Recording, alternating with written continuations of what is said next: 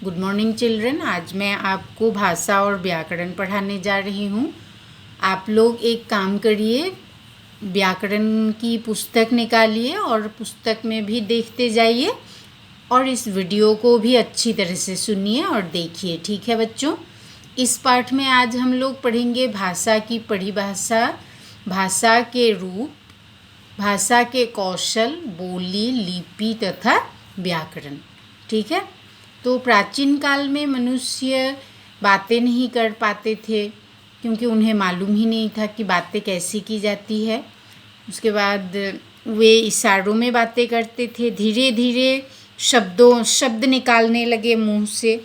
उसी तरह से वे भाषा सीखने लगे धीरे धीरे। तो तभी हमें भाषा का मौखिक रूप मिलने लगा और उसके बाद मौखिक रूप के बाद लिखित रूप हमें प्राप्त होने लगे। तो यहाँ भाषा की परिभाषा दी गई है। भाषा वह साधन है जिसके द्वारा हम अपने भावों और विचारों को एक दूसरे तक पहुँचाते हैं। मतलब दूसरों के भाव को भी हम सुनकर समझ सकते हैं और हम भी अपने भाव को प्रकट कर सकते हैं। ठीक है बच्चों, समझ में आ गया भाषा किसे कहते हैं। उसके बाद आता है भाषा के रूप। भाषा के दो रूप है, लिखित रूप तथा मौखिक रूप। भाषा के लिखित रूप में लिखकर, मतलब सबसे पहला रूप है मौखिक रूप। मौखिक रूप में बोलकर मन के भाव को प्रकट किया जाता है और लिखित रूप में लिखकर मन के भाव को प्रकट किया जाता है। तो यहाँ कुछ उदाहरण दिए गए हैं बुक में, मैं पढ़ के सुना देती हूँ। विद्यालय में आयोजित भाषण प्रतियोगिता में मानसी ने बहुत सुंदर और प्रभावशाली भाषण दिया। भाषण सुनकर सबने उसे बधाई दी। इस प्रसंग में मानसी ने बोलकर अपनी बात लोगों तक पहुंचाई और सबने सुनकर उसे बधाई दी। यह भाषा का मौखिक रूप कहलाता है। अब और दूसरा रूप है, घर पहुंचकर मानसी ने विद्यालय का यह सारा किस्सा पत्र में लिखकर अपनी सखी आरुषि को भेज दिया। पत्र पढ़कर आरुषि बहुत खुश हुई और उसने भी पत्र लिखकर मानसी को बधाई दी। यह भाषा का लिखित रूप है क्योंकि मानसी ने आरुषि को लिखकर समझाया और आरुषि ने पत्र पढ़कर समझा। फिर आरुषि ने भी पत्र लिखकर बधाई दी। तो ये है लिखित रूप। उसके बाद आया भाषा के कौशल। भाषा के 4 कौशल है, सुनना, बोलना, पढ़ना तथा लिखना। ठीक है बच्चों। सबसे पहले हमें सुनना पड़ेगा, उसके बाद हमें बोलना है, फिर धीरे धीरे हम पढ़ने सीखते हैं, उसके बाद लिखना सीखते हैं। ठीक है बच्चों, ये 4 कौशल है, चारों बहुत ज़रूरी है। उसके बाद आता है राष्ट्रभाषा और राजभाषा। देखो, राष्ट्रभाषा वह भाषा जो एक राष्ट्र के अधिकतर नागरिकों द्वारा प्रयोग की जाती है। जैसे भारत की राष्ट्रभाषा हिंदी है, अमेरिका की राष्ट्रभाषा अंग्रेजी, जापान की राष्ट्रभाषा जापानी। आधिकारिक रूप से हिंदी को अभी राष्ट्रभाषा का दर्जा प्राप्त नहीं हुआ है। उसके बाद आता है राजभाषा। राजभाषा वह भाषा है जिसका प्रयोग देश के सरकारी तथा गैर सरकारी दफ्तरों में कामकाज के लिए होता है। सरकारी मतलब तो समझते हो आप लोग, गवर्नमेंट, और गैर सरकारी मतलब नॉन गवर्नमेंट। दफ्तर मतलब ऑफिस में कामकाज के लिए प्रयोग किया जाता है। जैसे भारत की राजभाषा हिंदी, हिंदी के साथ अंग्रेजी का भी प्रयोग किया जाता है, ज़्यादातर अंग्रेजी का प्रयोग होता है। स्पेन की राजभाषा स्पेनिश, रूस की राजभाषा रूसी। अब आता है बोली। भाषा का एक अन्य मौखिक रूप बोली कहलाता है। यह बहुत छोटे क्षेत्र में बोली जाती है। मतलब बोली में कोई साहित्य रचना नहीं होता और उसका लिखित रूप नहीं होता, क्योंकि उसमें व्याकरण की रचना नहीं हुई है, इसीलिए छोटे क्षेत्र में बोली जाती है, साहित्य की रचना नहीं होती। फिर कुछ उदाहरण दिए गए हैं यहाँ पे। हरियाणवी, छत्तीसगढ़ी, भोजपुरी, मगही, अंगिका, वज्जिका, राजस्थानी, बुंदेलखंडी आदि कई बोलियाँ हैं। यहाँ कुछ बोलियों के नाम दिए गए हैं, लेकिन इससे भी ज़्यादा बोलियों का प्रयोग किया जाता है। ठीक है बच्चों। फिर यहाँ है जिनका प्रयोग भारत के भिन्न भिन्न भागों में किया जाता है। भारत के संविधान में 22 भाषाओं को मान्यता प्राप्त है।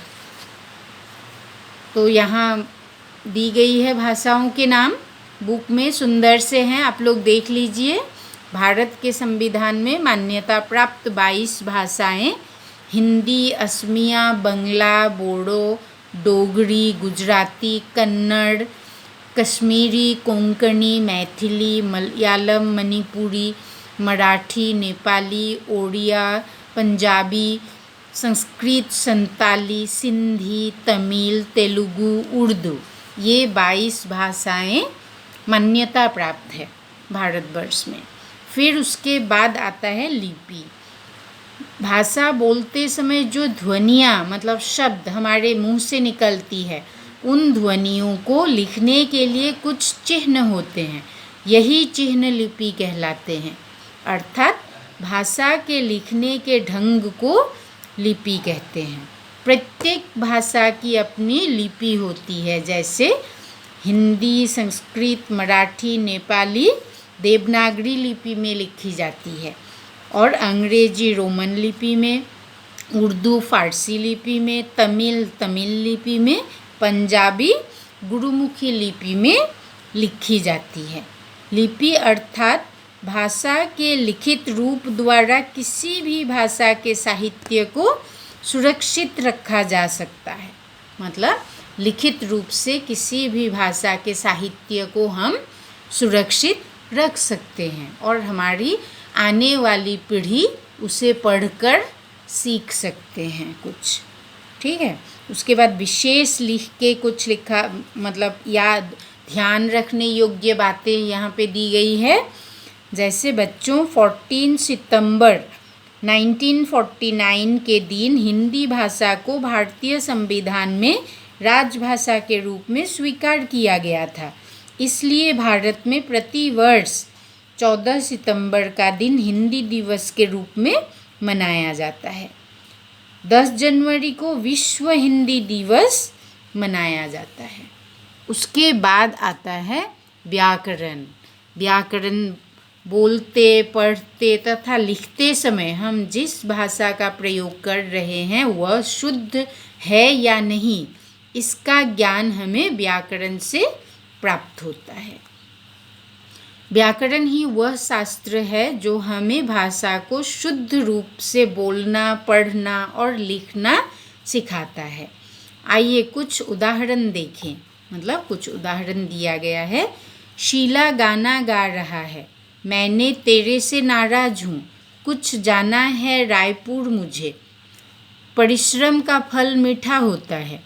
आपने चारों उदाहरण देखे, सभी में कोई न कोई अशुद्धि है। पहले उदाहरण में लिंग संबंधी अशुद्धि है। देखो, शीला गाना गा रही है, ये शुद्ध है क्योंकि शीला लड़की का नाम है, इसीलिए गाना गा रही है होगा। फिर दूसरे उदाहरण में पद क्रम संबंधी अशुद्धियाँ हैं, अर्थात शब्दों का सही क्रम में प्रयोग नहीं किया गया है।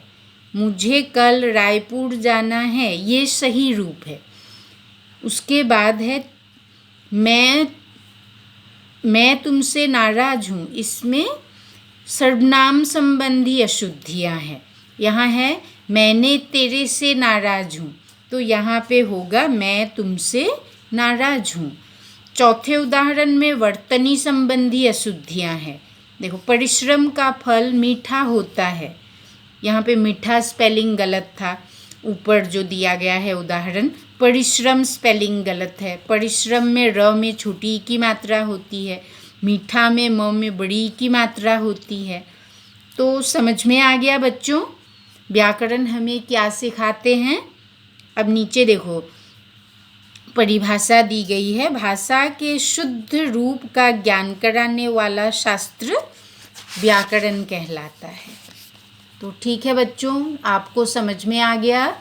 और आप लोग ये वीडियो बार बार देखिए, फिर पाठ पढ़िए, समझने की कोशिश करिए। उसके बाद अगर कुछ समझ में ना आए तो मुझे पूछिए। ठीक है बच्चों।